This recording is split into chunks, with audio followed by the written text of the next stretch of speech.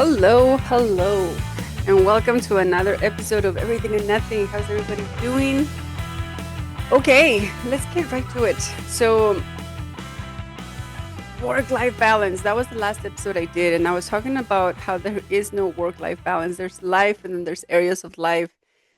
And in that episode, I shared a lot about the importance of accepting that work happens to be a part of life, and it is important to understand what areas we have, what areas are we focusing on in our lives so that we are able to find balance in that.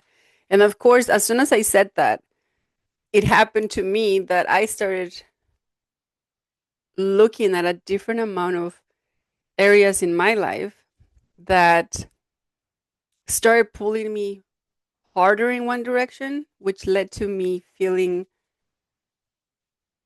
out of balance.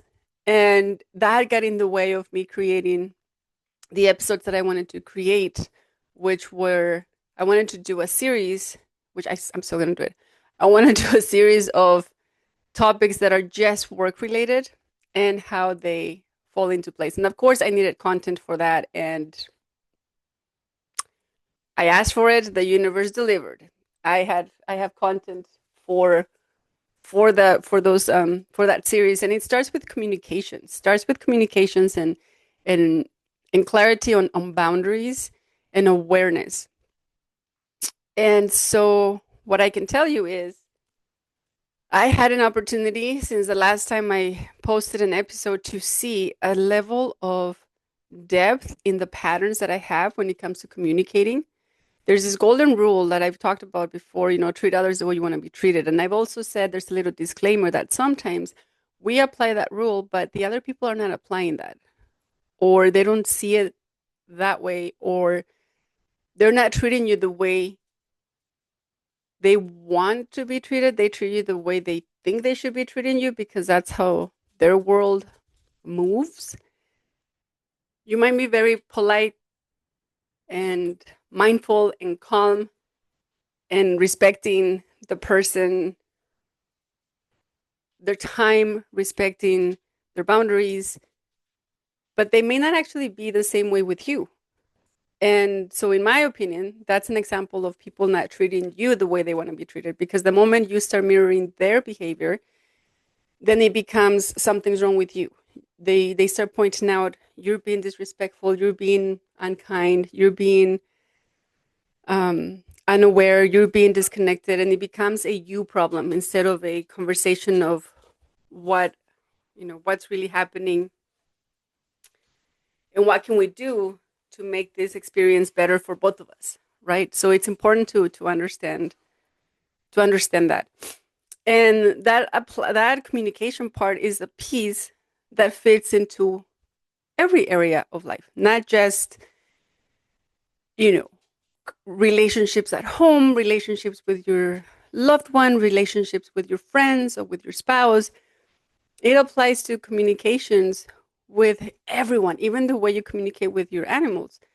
You have pets, and of course, the most important relationship, the way you communicate with yourself, the way you're honoring yourself, your needs, and your boundaries, right? So, as a result of that, I encounter three different types of relationships where the opportunity came up that I could see and I could reflect on my boundaries. Are they being respected? Are they being honored? Is it being in alignment? And where is my energy going? Right.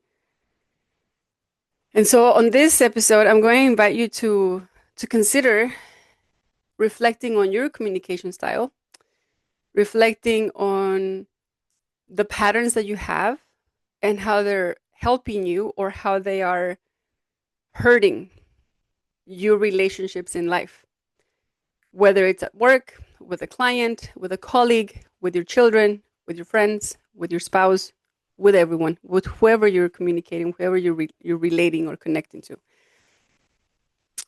And yeah, so for me, what what I noticed, what came up for me is meeting. So there's this kind of people that I meet that look at my behaviors, my patterns. So I'll give you an example. I'm very clear on, I like to be direct and I like to set clear boundaries and almost spell them out because I want to make sure that people understand what certain, like if I say, I really honor collaboration. And collaboration to me means working together, listening to each other. We may not agree all the time. However, collaboration for me means listening to each other and not overpowering one or another. So I give examples of what it means. I give examples of what it feels like, what it looks like, what it sounds like. And then I ask, does that make sense to you? And then I give people a chance to tell me, yes, that makes sense to me, or no, what do you mean by that? Or in my experience, 8 out of 10 people will just say, yep, that makes sense. And it makes me wonder, does it really make sense?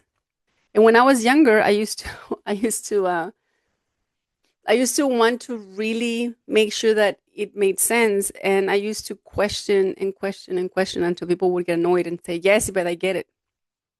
So as I got older, I decided to trust what people say. So if someone says, yes, that makes sense to me, I'm trusting that it does make sense. I also check in with them. Is that in alignment with you? Does that work for you too? 7 out of 10 times people will say, yep, yep, all good. I have a feeling you know where I'm going with this. Down the line, it's not okay.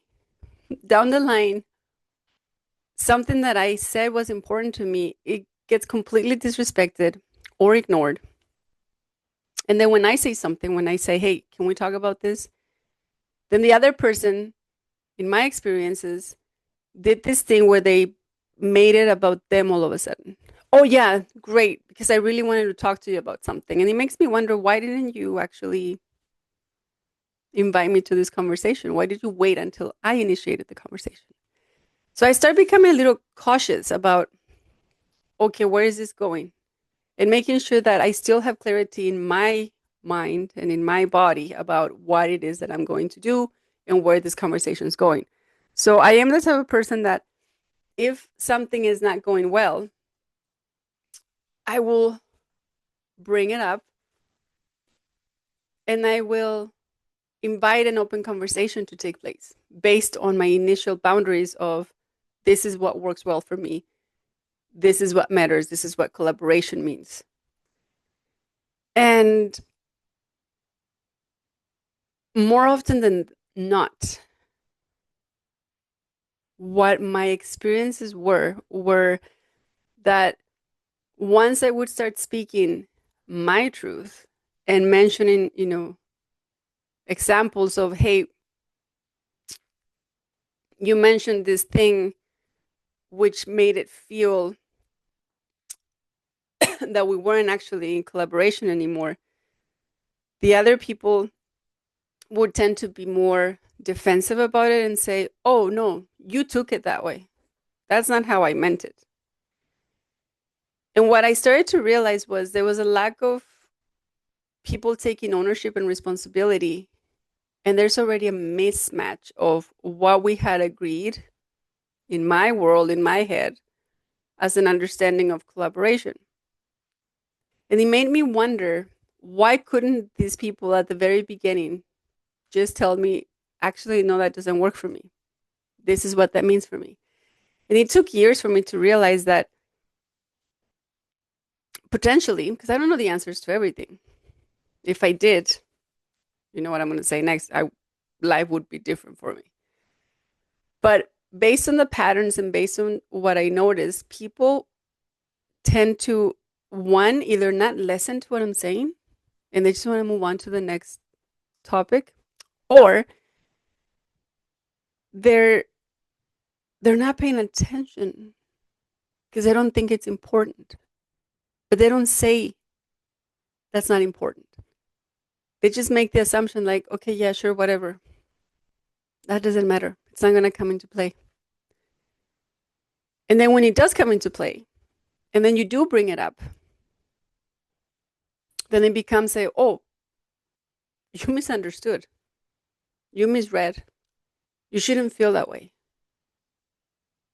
That's not how I meant it.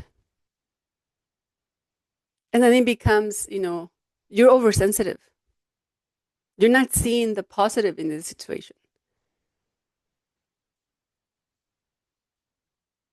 And I'm talking I'm using these examples because I feel that these are examples that are not that have not just happened to me. I feel like many of the people listening are aware of those examples. And this could be happening again with your spouse, with your sibling, with your mom, dad, with your coworker, with your client.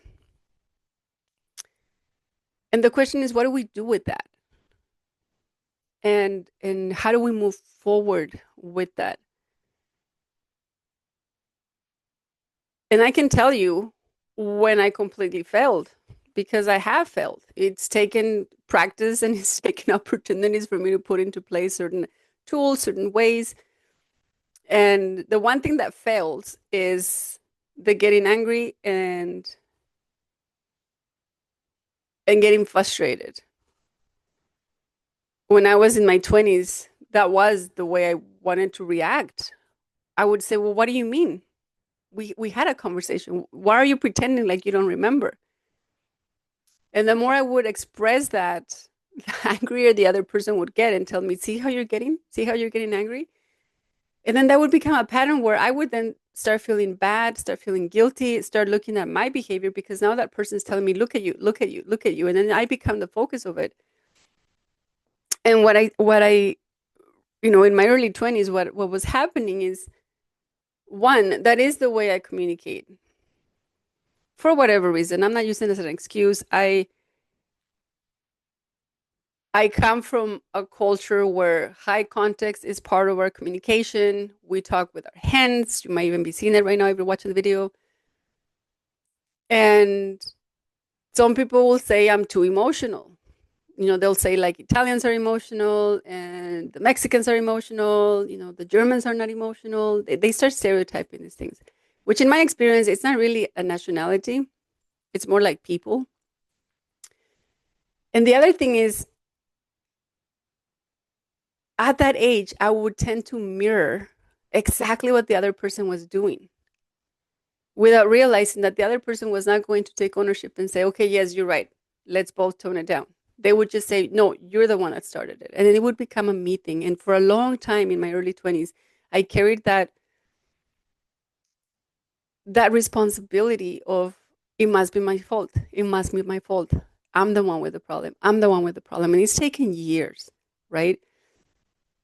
To where I can have conversations with people now and I can point out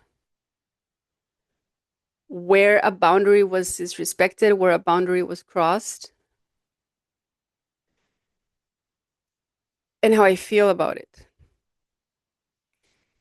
And what I noticed in the last weeks is I had challenging conversations with people, not everyone, just want to clarify, were a few people, definitely two, potentially three, where I was able to put into practice the new version of my tools that I'm using for how to communicate with people nowadays. And the reason I'm saying that is the world is not in the same place that it used to be years ago. I keep hearing that all the time. What's happening to humanity? Where has humanity gone? It's gone out the window because people are too busy focusing on social media, focusing on being angry, focusing on being right, focusing on pointing out how this political party is wrong and how this one is right and how this one's more powerful. They're too focused on pointing out which country or which state in a country is even better, which I'm thinking, okay, why are we wasting our time on that?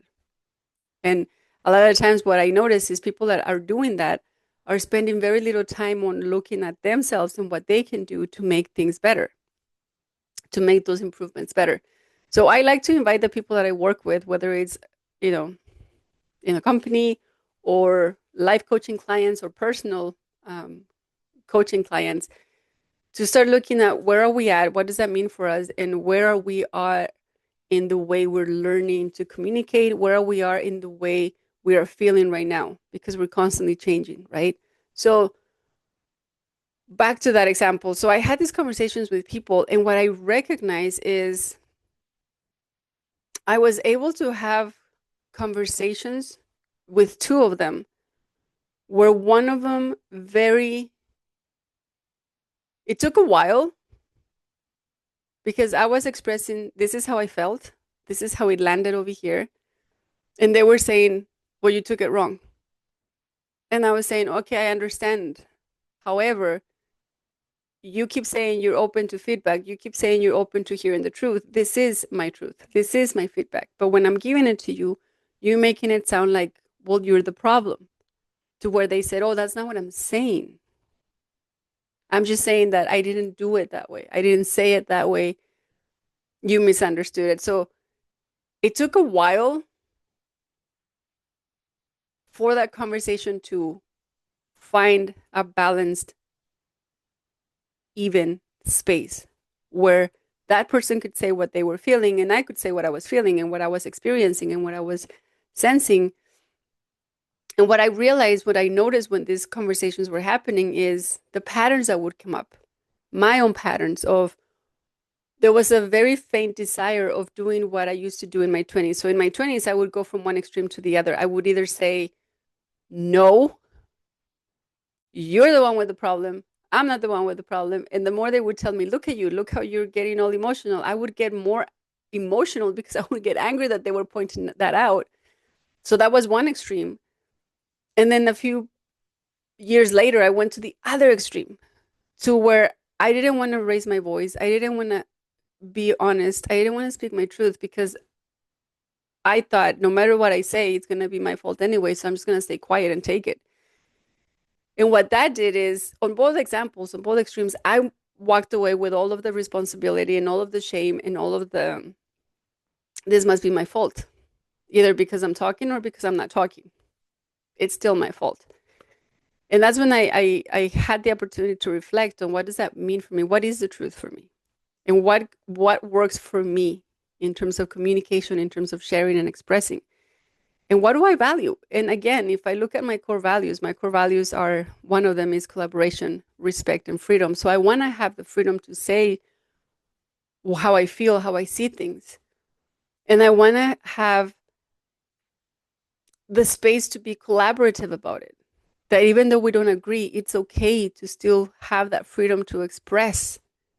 And because of that, I want to be mindful of how I'm expressing myself. And the reason I mention this is because there are people that will misuse that definition of, well, I'm free to speak my mind. And then they're extremely disrespectful and rude and manipulative. And that's not the same thing as having freedom. That doesn't, in my opinion, freedom doesn't mean be rude, be disrespectful, shame someone. That doesn't work with me. And again, treat others the way I want to be treated. If I don't want someone to speak to me that way, if I don't want someone to disrespect me, to call me names, to label me, to give me examples of you shouldn't feel that way, or you're wrong, or you're exaggerating, or then I do my best to not do that to those people or to any person.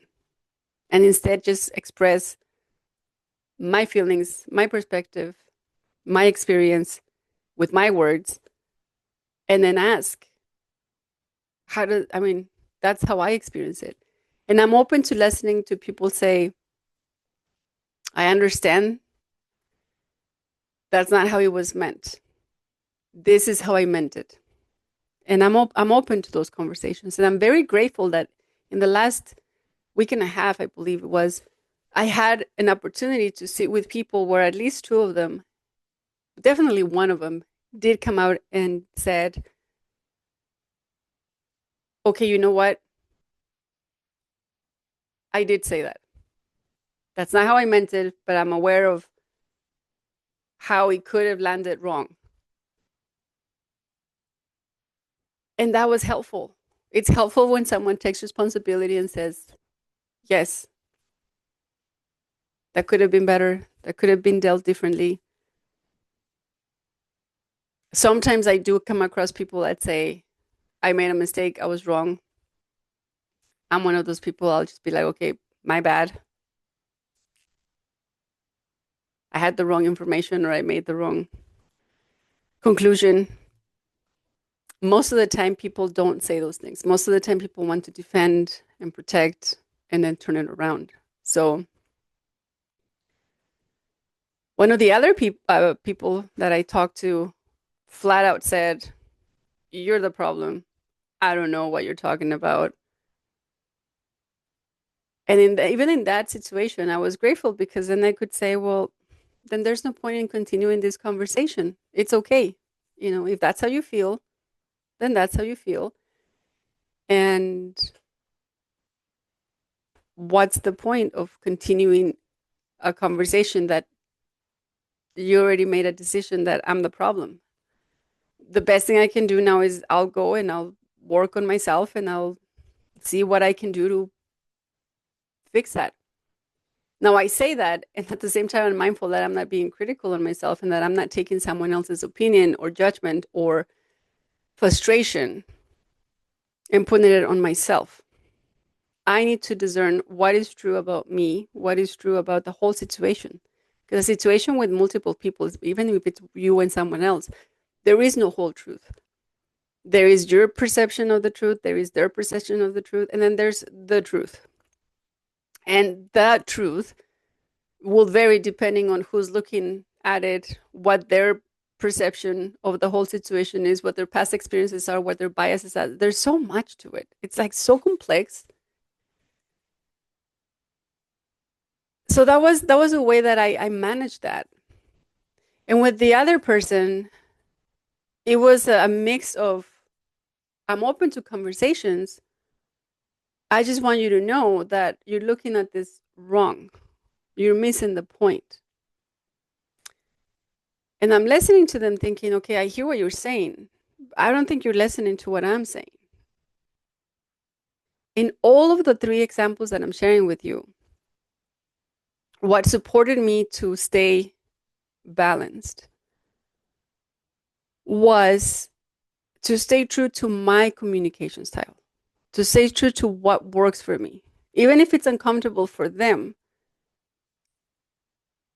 I need to stay true to what works for me and being open to what they're saying and being aware of where they're coming from. There was a time in my life years ago where when someone would look at me and say, "You're hard to get along with. You're the problem here." And I would take that to heart and it would pain me and it would take days, if not weeks, for me to move through that and get rid of those opinions and those judgments. Because I became used to taking it all by myself and saying, "Oh, that person must be speaking the truth." And it was hard on me. It was really painful, especially at work, because people sometimes, and I've seen this, if people really want to get something their way, there are some people out there that will misuse any information they have about you to try to manipulate a situation in their favor. And they won't care what they say. They won't care how it impacts you. They don't care how it affects you. They don't care. They genuinely don't care because what they have in mind is the priority to either make money, make a project successful, or keep a client happy, not lose face. And I find that very sad. And that's an example of, if I bet you, if we would look at how these people communicate with other humans outside of the workspace, it's probably very similar. Or they have someone that talks to them that way, whether it's a spouse, a parent, a child, a sibling. And sometimes they have double standards. They will never speak like that to someone at home, but they will speak to you like that. They will treat you the way someone else treated them, even though they don't like to be treated that way. But they'll use it on you because they'll feel like, well, this is a professional environment. And then the last thing that I observed is the way in which people will stay very calm and collected. Because if they're calm and collected, whatever they say, even if it's hurtful, disrespectful, crossing a boundary, ignoring your boundary, it's calm and collected. And when they say those things and the other person is receiving them and the other person is like, wait, you're ignoring my request, you're ignoring our agreement, the other person will just calmly say, no, I hear what you're saying. But in reality, they're not. So there's all of these dynamics and all of these games of communication styles. So all of this to share that it is important that you become aware of your communication style, that you become aware and you have points where you check in with yourself. Where are you at? Has something shifted in your communication style? Has something become more important now than it was before? Have you shifted the way you use your tone, the way you use your body language? Have you come to a place where you think, you know what, certain conversations are just not that important? And you're okay to just say, sure, let's do it that way. You know, I work with clients sometimes where they'll hire me because they want me to help them redesign a process or redesign a structure or even transformation, change, right? Support them with that.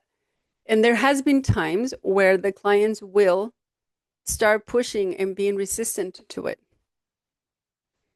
And in my younger years, I would fight. I would sit I would tell them the agreement was you said, and it became very clear that at the end of the day, they were going to do whatever they wanted. And that gave me an opportunity as I got older to decide who are the people that I want to work with? Who are the people that I want to spend my time with? I'm not here to save anyone. I'm not here to miraculously change the whole world. I'm here to collaborate with people that take responsibility and ownership and are willing and happy to say, I need support. I want to make this better. I want to improve this process. I want to improve my life. I want to have more clarity. And then we work together. And then we both show up. And every conversation I have at the very beginning with any client that I'm going to be working with, I use the same style that I use with someone that I just meet who says, "Hey, let's be friends." And I'll say, "Okay, great. This is what works for me. This is what doesn't work for me. How does that fit in?" When I got married the second time, I my second ex-husband and I, we used to laugh. We used to tell the story of how when we met, we went to a restaurant for dinner and I went through a list of, just so you know, this is what matters to me. This, that. This is very important for me. And also, these other things are the areas that I'm still working on myself. This, and that.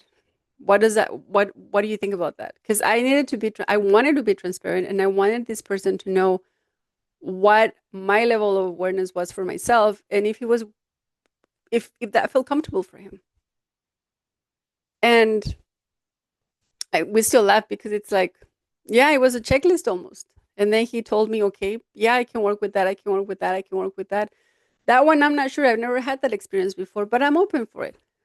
And then once we went through that, I asked him, what about you? What are some things that that would be helpful for me to know about you?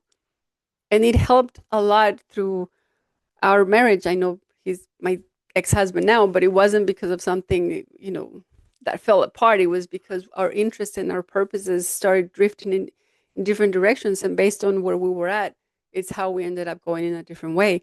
But we still worked together for years after we separated. And I feel that that was possible because we were both authentic to our essence and our understanding of what was important and what was a priority and our respect to each other's boundaries. Even if there was a boundary that we didn't quite understand why it was there, but it mattered to that person, respecting that makes a big difference. So with clients, again, I listen, I show up, I bring up when boundaries are being disrespected, ignored, when agreements are being thrown sideways, when that balance is going off, going more on one side or the other.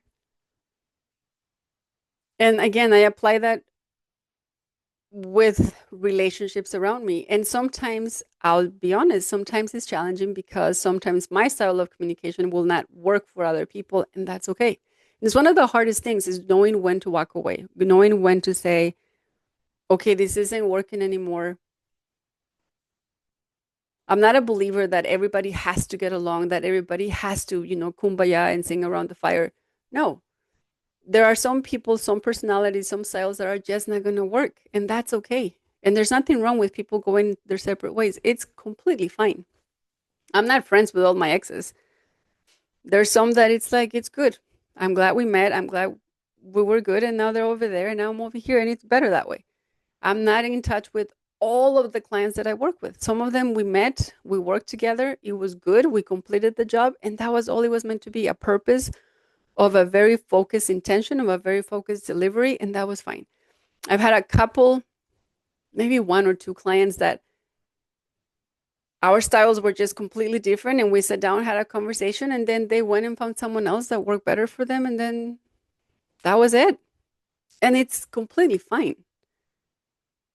So when I think about work, that area in our life, colleagues, clients, I feel it's extremely important to honor your communication style, to honor what works for you, to honor your boundaries. And to honor your boundaries, it helps to have a very clear way of communicating that. And to honor those boundaries is very important to know why those boundaries matter to you, to understand your core values, and to have a steady,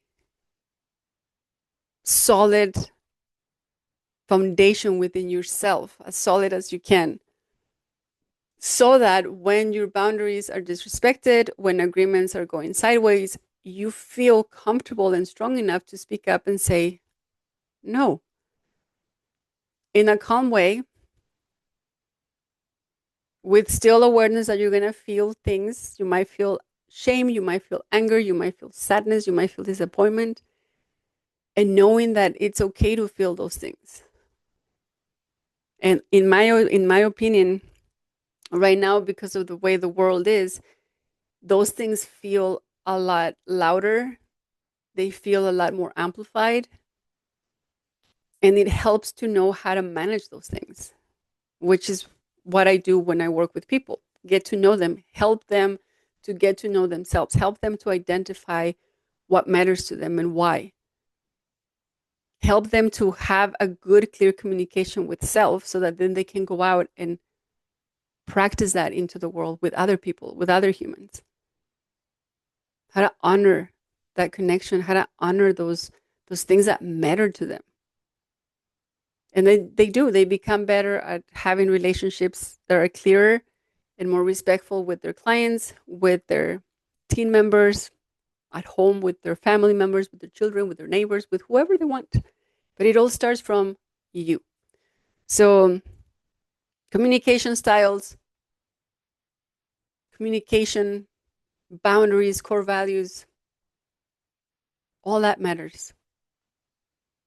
All that matters. And it's very helpful when you have that clarity, and work will feel smoother and work will be easier. Even to the last episode, even to have that very clear boundary of this is work time and this is walk with the dog time and this is my time and this is time with family. It's all in the big bubble of life. It's all in the big bubble of life. So there's a lot of people right now that are experiencing a lot of desires or callings about purpose and how to contribute into this world, how to contribute into humanity in a good way, in a better way. And they're struggling because they have a calling that may not match what they're doing professionally, and they're trying to figure out how do they walk between these two worlds. And the way I see it is, it's one world. We're just having one foot on two different lanes, but it's the same road, if that makes sense. And the town where I come from, we laugh because it's very hilly. There's a lot of hills around, and the temperature is amazing. In the summer, though, you can actually choose which side of the sidewalk. There's the road, there's the street, and you can choose one side of the sidewalk is really sunny and hot, and the other sidewalk is really shady and cold. And I feel like that's kind of how we are living life right now.